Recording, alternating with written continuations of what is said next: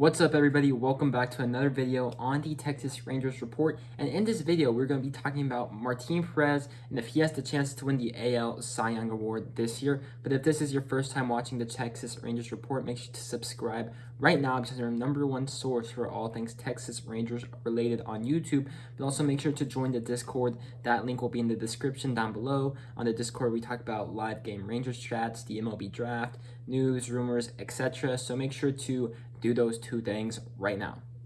So whenever the Texas Rangers signed Martin Perez this offseason to a 1-year, $4 million contract, I wasn't super excited because Martin Perez has been maybe an average pitcher his entire career. We got him for $4 million, but I understood that Perez was here in Texas to be an innings eater, so I was okay with it. Obviously, the rotation needed some further enforcement, maybe like come next offseason or with the likes of Cohen and Jack Leiter on their way. However, not in any expectation did I ever imagine Martin Perez leading the league with the lowest ERA, being a potential candidate to be a Cy Young Award winner. And honestly, I think some of you guys might be thinking this is early success. He may not be able to continue this stretch for the remainder of the season. And honestly, I really think he can, because if you look at his baseball Savant Metrics, obviously he doesn't throw a super hard fastball. He doesn't have great spin on his curveball or his fastball either. But Martin Perez isn't here to strike out players. He's here to get some weak contact and get ground balls. And that is evident with his expected ERA in the 90th percentile, his expected WOBA in the 90th percentile as well. That is weighted on base average. And I think that's a better way to look at a player's performance instead of like just OPS or on base percentage. So start using WOBA as one of your stats that you look at primarily. His expected slugging is in the 91st percentile, and his barrel percentage is in the 94th percentile. So even though he does give up some hard contact every now and then, he's missing the barrel of the bat. And that's a big thing, because if a player barrels it up, it's probably going to be a line drive, maybe for a double. But most likely, those barrels have a higher percent chance of being a good hit. But Martin Perez is getting the players to miss the barrel of the bat. So say somebody hits it 95 miles an hour, that's still a very fast hit. But if it's a ground ball, that's an easy out. And that's what Martin Perez has been able to do this year. However, you do have to think about the longevity of this contract. If the Rangers, again, is a 1-year, $4 million contract, but if the Rangers aren't competing at the trade deadline, could Martin Perez be a trade candidate? And honestly, right now, he looks like our best trade candidate. I know some people may say he wouldn't fetch a good return because this is the first time he's ever done this, but there's not really going to be too many pitchers on the trade market come the deadline. Obviously, probably Luis Castillo will be there. Frankie Montas will probably be there as well. But Martin Perez is still pitching better than both of those pitchers. I think he could still net a better return than Kyle Gibson.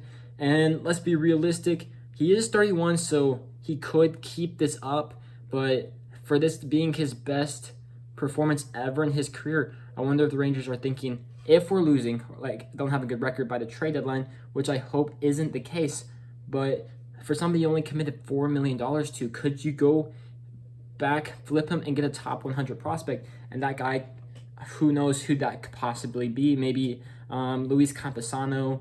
I'm just throwing that out there. Maybe Sixto Sanchez. I have no idea. But you'll get those guys cheaper and for longer as well.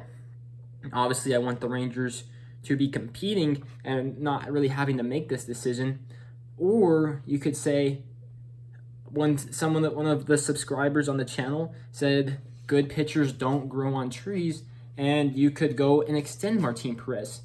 However, I do feel like Perez would be the type of player that even if he was traded, I think he'd still be interested in a reunion with the Texas Rangers next offseason, just like Aroldis Chapman did with the New York Yankees. So there's a whole lot of things to digest here if you're a fan or if you're in the front office with the Rangers as well.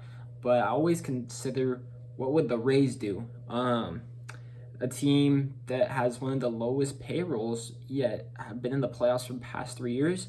I do feel like they would trade him, but also there's no guarantee that you are going to be able to extend Martin Perez or maybe sign him back in free agency, and maybe you are able to trade him for the next ace of the Rangers, or maybe just a solid third guy in the rotation. But obviously, it's hard to trade really good players, but from a business standpoint, you have to consider those things. But going back to the title of the video, could Martin Perez win the Cy Young Award? I think he's the front runner right now in the American League. Obviously, Tariq Skubal is actually pitching pretty well for the Detroit Tigers, and also Justin Verlander is pitching well. That was evident as we didn't score a run on him in Houston. So would it be cool for a Texas Rangers player to win the Cy Young? Yes, it would be awesome. But also, I do think we need to think about the future. So just from my standpoint, if we aren't competing, I think it would make sense to trade Perez to whichever team, because obviously it's a one-year deal, and if he continues this the whole season, his salary is he's going to demand a higher salary next year. That's just how it is. And if Cole Wynn's pitching well, he could come in and replace Perez. And honestly, the rotation has done really well as a whole.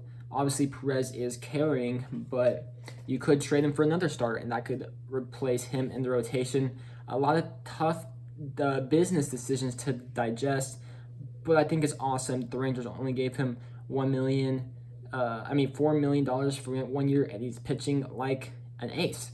I'm surprised that John Gray hasn't lived up to expectations. I do think he'll turn it around, but also it makes people consider, if Martin Perez, an average pitcher, is pitching like an ace, don't you think you could find other pitchers in a less expensive way, maybe not going after the super expensive guys like Garrett Cole or Steven Strasburger? I think it's something to consider, but let me know what you think in the comment section down below. That basically wraps up my video.